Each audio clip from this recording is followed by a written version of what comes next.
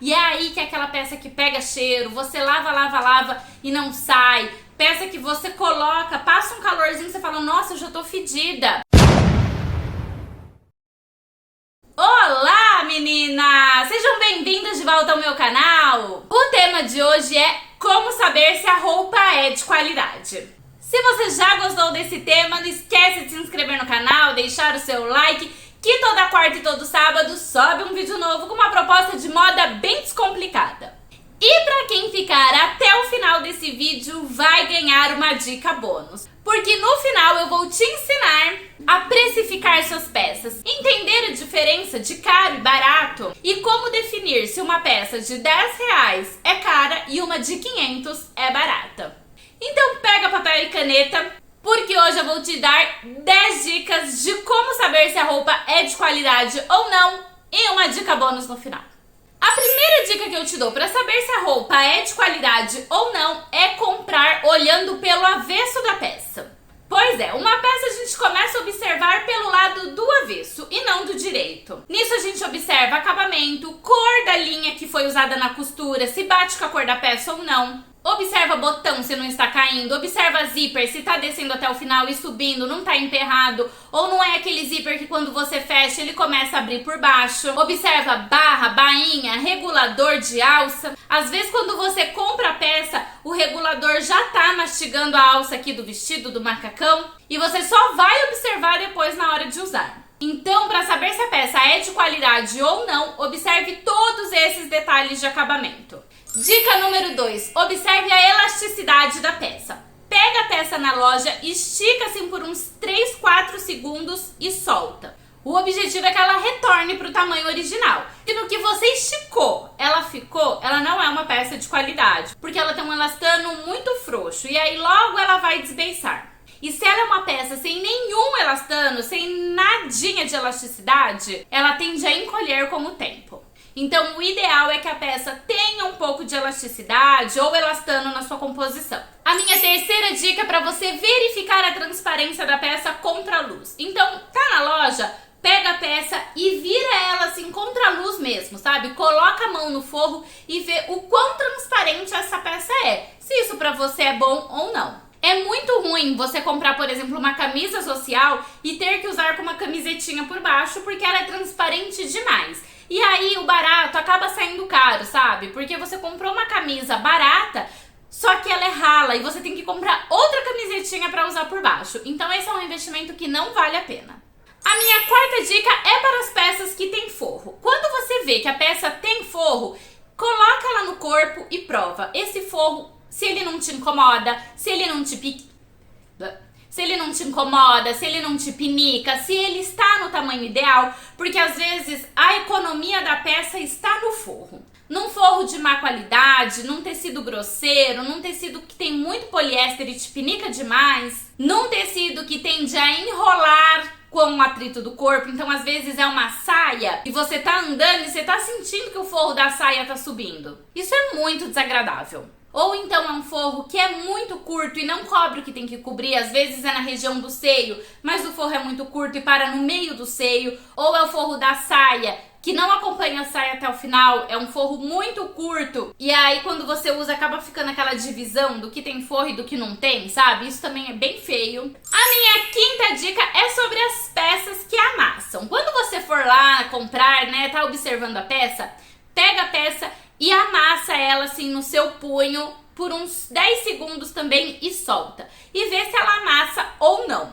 Em geral, as peças que amassam mais, elas são de boa qualidade, porque tem mais fibras naturais nessa composição dessa peça. E peças que não amassam nada são as de menos qualidade, são peças de poliéster ou fibras artificiais. Então, quanto mais amassa a peça, mais de qualidade ela é. Mas aí cabe a você definir se para você o que é mais interessante. Uma peça que não amassa e que você não gasta tempo passando, ou uma peça de fibra natural, mais gostosa, que vai ter mais durabilidade, que são as peças com fibras naturais. E aí vale lembrar que as peças de fibra natural são as peças que permitem mais transpiração, que permite que o seu corpo respire melhor. As peças que não amassam, elas também tendem a não deixar o corpo respirar. E é aí que é aquela peça que pega cheiro, você lava, lava, lava e não sai. Peça que você coloca, passa um calorzinho e você fala, nossa, eu já tô fedida. Essa é a diferença de uma peça de boa qualidade e uma peça de má qualidade. E aí a gente já vai para a sexta dica, né? Observar a etiqueta de composição da peça. Aquela peça que tem mais fibra natural, quanto mais fibra natural, melhor é a qualidade dessa peça. Então, peças que tem na sua composição algodão, lã, linho, cetim, valem muito a pena o investimento. São peças que amassam, mas são peças que permitem uma respirabilidade melhor, que não vão te deixar fedida, que visualmente são mais sofisticadas, então valem a pena o investimento. A sétima dica para saber se a roupa é de qualidade ou não é observar as estampas. Em geral, as estampas como listras, poá, xadrez principalmente, elas precisam se encontrar após a costura. A gente vê muito numa peça que não é de boa qualidade ou no que a gente chama peça de carregação, é quando ela é cortada e costurada de qualquer jeito, visando o melhor aproveitamento do tecido, e aí tanto faz se o xadrez começa aqui e termina aqui depois da costura. Só que isso visualmente deixa a peça muito feia. Então, quando é um listrado, a listra precisa continuar depois da costura. Começou aqui, passou a costura, continua a listra. E não assim ficar desencontrado, sabe? A oitava dica é sobre as roupas forradas. Quando uma roupa precisa de forro, ela tem que ter forro. Por exemplo, uma saia de alfaiataria, ela precisa de forro.